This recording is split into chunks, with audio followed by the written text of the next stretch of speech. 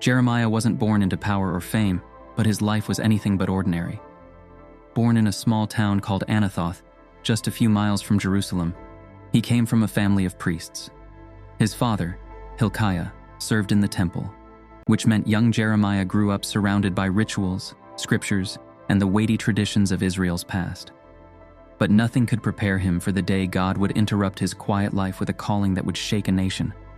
God spoke to Jeremiah before he was even born, literally. He told him, "Before I formed you in the womb, I knew you. Before you were born, I set you apart." Imagine hearing that as a teenager. While most kids his age were still figuring out what they wanted to be, Jeremiah was told he'd be a prophet to nations. His first reaction? Panic. He told God he was too young, too unqualified. But God wasn't interested in excuses. He simply said, "Don't say you're too young. Go where I send you. Speak what I command you. I'll be with you." And just like that, Jeremiah's life took a drastic turn. He went from being a quiet boy in a priestly town to becoming the voice of warning for an entire nation. But it wasn't glamorous. In fact, it was heartbreaking. Jeremiah lived in a time when Judah, the southern kingdom, was falling apart spiritually and politically.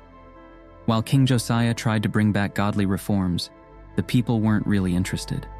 They went through the motions, but still clung to idol worship, injustice, and corruption.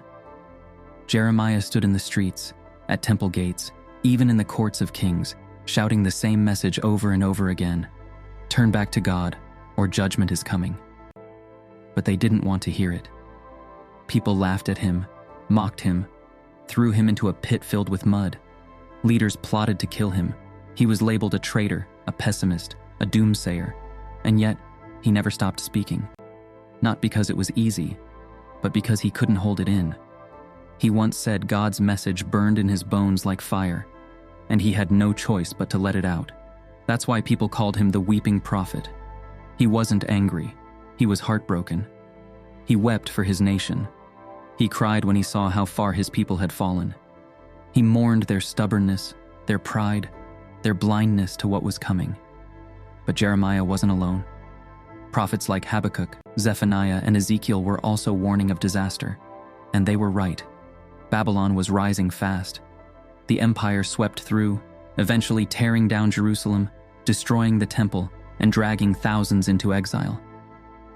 Through it all, Jeremiah kept writing, speaking, and pleading. He warned kings. He wrote letters to the exiles. He stood in the ruins of a fallen city, still declaring hope.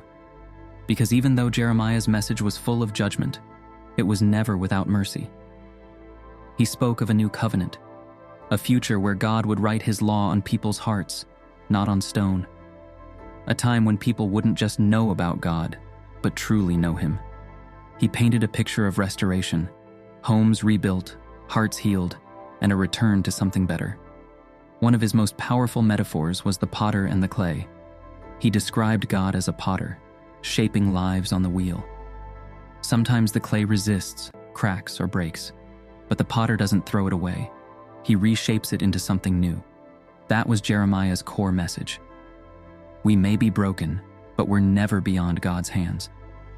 Even after Jerusalem fell, Jeremiah didn't abandon his calling. He was captured, released, then taken to Egypt against his will. He kept preaching until his final days, though no one knows exactly how he died.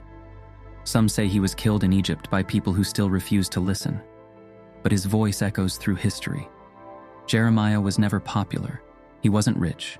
He didn't live a peaceful life, but he was faithful.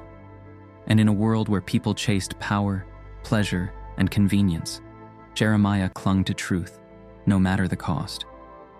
His story reminds us that speaking truth isn't always easy, that following a calling might lead to tears, rejection, or loneliness.